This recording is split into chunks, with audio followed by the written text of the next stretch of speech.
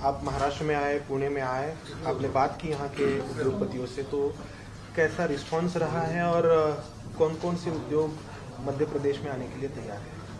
पुणे ऐसा शहर है जहां उद्यमता लोगों के स्वभाव में है और विशेषकर ऑटो इंडस्ट्री, ऑटोमोबाइल और आईटी सेक्टर, दोनों क्षेत्रों में पुणे ने काफी प्रगति की है। ऑटोमोबाइल सेक्टर की कई इंडस्ट्रीज की उपस्थिति मध्य प्रदेश में भी है, तो ऑटोमोबाइल सेक्टर से लोग यहां आना चाहते हैं, विशेषकर ईवी के क्षेत्र में, इलेक्ट्रिकल व्हीकल। लोगों ने रुचि भी दिखाई है, जमीन भी मांगी है। हमने एक 300 एकड़ जमीन आरक्षित की है ईवी पार्क के रूप में, क्योंकि भविष्य इलेक्ट्रिकल व्हीकल्स का, चाहे 2 व्हीलर हो, ऑटो हो, 4 व्हीलर हो, तो बड़ी संख्या में लोगों ने रुचि इसमें दिखाई है। ऑटोमोबाइल सेक्टर में लोगों ने रुचि दिखाई है। टूरिज्म के सेक्टर की भी कुछ कंपनियां हैं जो वाटर पार्क से लेके अलग अलग टूरिज्म की गतिविधियां, जैसे hotels, heritage hotels, budget hotels डालना चाहते हैं। उन लोगों ने भी हमसे संपर्क किया है। एक और इंटरेस्टिंग आया कि दूध का उत्पादन बढ़ाने के लिए फोडर की जरूरत है, और अब ऐसी टेक्नोलॉजी आ गई है कि अगर जमीन हो, वहां फोडर हो, तो उसको पैक करके उसकी सेल्फ लाइफ कई दिनों की हो जाती है। तो वैसा प्रपोजल भी आया कि हम फोडर वहां बनाएंगे और उसको फिर वहां से न केवल दूसरे प्रदेशों में बल्कि उसको एक्सपोर्ट भी कर सकते हैं। तो ऐसे कई तरह के आईटी के प्रपोजल्स आए हैं। एक सिम्बायोसिस यूनिवर्सिटी का भी, जो हमारे यहाँ वोकेशनल यूनिवर्सिटी है, उनके भी प्रपोजल्स आए हैं कि वो इंडस्ट्री जो मध्य प्रदेश में आ रही है उसके साथ टाई अप करके उस इंडस्ट्री में जैसे स्किल्ड मैन पावर लगेगी, उनको वो तैयार करेंगे ताकि स्थानीय बच्चों को वो प्रशिक्षित करे और बाद में जब तक इंडस्ट्री खड़ी हो उनको रोजगार वहां मिल जाए, तो लोकल बच्चों को भी रोजगार मिलेगा। फिर ऐसे प्रपोजल्स भी आए हैं कि जो शासकीय आईटीआईज हैं हमारी, उनमें वो बच्चों को ट्रेंड करेंगे, उसके लिए इक्विपमेंट्स वगैरह लगाएंगे और उसके बाद उन बच्चों को जॉब के लिए जहाँ जरूरत पड़ेगी वहां ले जाएंगे। तो कई तरह के प्रपोजल्स आए हैं और हम सब पर विचार करेंगे और ग्लोबल इन्वेस्टर समिट तक उनमें से कुछ फाइनल करेंगे।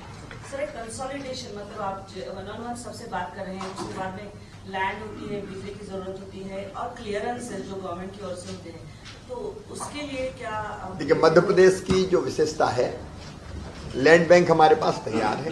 आज भी 1,22,000 एकड़ जमीन अलग अलग हिस्सों में जो चिन्हित है, अगर आपको चाहिए तो आपको 1 महीने के अंदर हम दे सकते हैं और एक क्लिक करके आप देख सकते हैं कि कहाँ कहाँ हमारे पास लैंड के पीसेस हैं। ये भी जरूरत नहीं कि आप मध्य प्रदेश आके उस जगह घूमे, अगर पसंद आ गया तो फिर जाके देखे आए आप। तो नंबर 1, जमीन की सबसे पहली आवश्यकता होती है उद्योगों के लिए, मध्य प्रदेश में उपलब्ध है। कंपेरेटिवली अगर देखें तो सस्ती उपलब्ध है मुंबई पुणे के मुकाबले, अगर आप देखेंगे कास्ट की बात तो। नंबर 2, 24/7 पावर चाहिए। Madhya Pradesh power surplus state है, हमारे पास पर्याप्त बिजली है। नंबर 3, आपको पानी चाहिए, तो मध्य प्रदेश में इंडस्ट्री के लिए पानी हमने अलग से रिजर्व करके रखा है। हमारे जो रिजर्वायर्स हैं, वाटर बॉडीज है, उनमें तो पानी की उपलब्धता मध्य प्रदेश में है। नंबर 4, आपको चाहिए स्किल्ड मैन पावर, तो हमारे यहाँ आईटीआईज हैं, अलग अलग संस्थाएं हैं कई, जिनमें सिम्बायोसिस यूनिवर्सिटी जैसी संस्थाएं भी है जो स्किल्ड मैन पावर तैयार करने का काम करती है। तो मध्य प्रदेश में कहीं बाहर से लोगों को लाने की जरूरत नहीं है। स्किल्ड मैन पावर आपको मध्य प्रदेश में ही उपलब्ध होंगे और इंडस्ट्री अगर पहले बता देगी तो हम स्किल्ड करके भी, क्योंकि हमारे बच्चों को जॉब मिलेगा, हम स्किल्ड मैन पावर उनको दे सकते हैं। नंबर 5, मध्य प्रदेश शांति का टापू है, कोई बाहर का नहीं है, सब अपने हैं। पूरब पश्चिम उत्तर दक्षिण कहीं से भी कोई आए, वो मध्य प्रदेश में आता है तो हम मध्य प्रदेश का ही मानते हैं। हम सब भारत माँ के लाल, भेदभाव का कहाँ सवाल। तो और कोई लैंड ऑर्डर की प्रॉब्लम मध्य प्रदेश में नहीं है। इसके बाद लेबर लॉज की बात आती है तो मध्य प्रदेश ऐसा राज्य है जिसने श्रम कानूनों में सुधार किया है। हमारे यहाँ 3 पालियों में भी बहनें भी काम कर सकती 24/7। तो लेबर लॉज में रिफॉर्म्स की जो जरूरत थी वो मध्य प्रदेश ने की है। फिर सिंगल विंडो चाहिए क्लियरेंस के लिए, जो आपने बताया वो एक बड़ी जरूरत होती है। तो सिंगल विंडो भी हमारी हमने क्रिएट की और हर एक चीज के लिए समय तय किया कि जमीन अलॉटमेंट इतने दिन में होगा और दूसरी चीज क्लियर करनी तो इतने दिन में होगी। तो सिंगल विंडो को भी इफेक्टिव करने का काम किया है। इससे बड़ी बात यह है कि मैं और मेरे उद्योग मंत्री संबंधित अफसर हर सोमवार को अगर प्रपोजल हमारे पास आते हैं तो उद्योगपतियों को हम समय देते हैं। उद्योगपति बैठते हैं, मुख्यमंत्री मंत्री बैठते हैं, संबंधित विभाग बैठते हैं, प्रपोजल्स पे विचार करते हैं और उसको सिंगल टेबल पे ही क्लियर करने का काम करते हैं। तो उद्योगों के लिए जो एनवायरनमेंट चाहिए वो मध्य प्रदेश में बहुत बेहतर है। और हम लोगों ने संकल्प लिया है, प्रधानमंत्री जी ने कहा $5 ट्रिलियन की इकोनॉमी, तो 2026 तक मध्य प्रदेश की इकोनॉमी को, अर्थव्यवस्था को हमको बनाना है 550 बिलियन की इकोनॉमी, जिसके लिए इन्वेस्टमेंट भी आवश्यक है। तो वो सारे प्रयत्न करने के लिए आज हम यहाँ भी आए हैं। फिर मैं जानकारी देना चाहूंगा, 11 और 12 जनवरी को मध्य प्रदेश में ग्लोबल इन्वेस्टर्स समिट है, जिसमें देश और दुनिया से कई इन्वेस्टर इन्वेस्टमेंट के लिए आएंगे। उसके पहले 8, 9 और 10 जनवरी को एनआरआई सम्मेलन, एनआरआई दिवस पे शुरू होगा, वो मध्य प्रदेश में है। जिसका उद्घाटन माननीय प्रधानमंत्री जी करेंगे, जिसका समापन राष्ट्रपति जी करेंगे। तो उसकी तैयारियां भी हम कर रहे हैं। एनआरआईज भी निवेश के लिए भी आएंगे और बाकी चीजें भी मध्य प्रदेश में देखेंगे। सर, कोई ऐसा उद्योग है जो महाराष्ट्र से एमपी में शिफ्ट होना चाहता है, ऐसे कोई बात हुई ऐसे? देखिए, कई उद्योग ऐसे हैं जो पहले से मध्य प्रदेश में आए हैं, वो महाराष्ट्र में भी है और मध्य प्रदेश में भी है। जैसे मैंने कहा कि ऑटोमोबाइल सेक्टर के अगर देखेंगे तो जो यहाँ है उनमें से अधिकांश की प्रेजेंस मध्य प्रदेश में भी है। और ये जो मैंने अभी चर्चा की है, ये सब ऐसे थे जो यहीं के लोकल थे। जितनी मैंने आपको अभी आपसे चर्चा की तो लोकल यहीं से, पुणे या महाराष्ट्र से थे।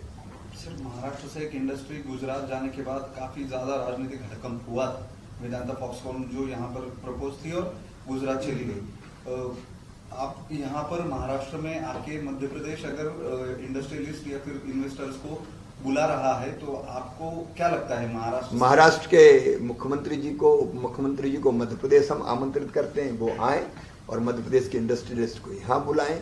देखिए, अलग अलग इंडस्ट्री के लिए अलग अलग तरह के एनवायरनमेंट की जरूरत होती है। कुछ पूना में सूट होगी, कोई भोपाल में सूट होगी, कोई इंदौर में सूट होगी। ये अपना देश है, हम सब भारत माँ के लाल, भेदभाव का कहाँ सवाल। जो देशवासी को जहाँ सूट करे वहां आए, विदेश से भी लाने की कोशिश करें। मैं तो ये चाहता हूं कि एक स्वस्थ प्रतिस्पर्धा हो राज्यों में, कि अपने अपने राज्यों में हम निवेश के लिए अतिरिक्त प्रयास करें। तो यहाँ भी आएंगे, वहां भी आएंगे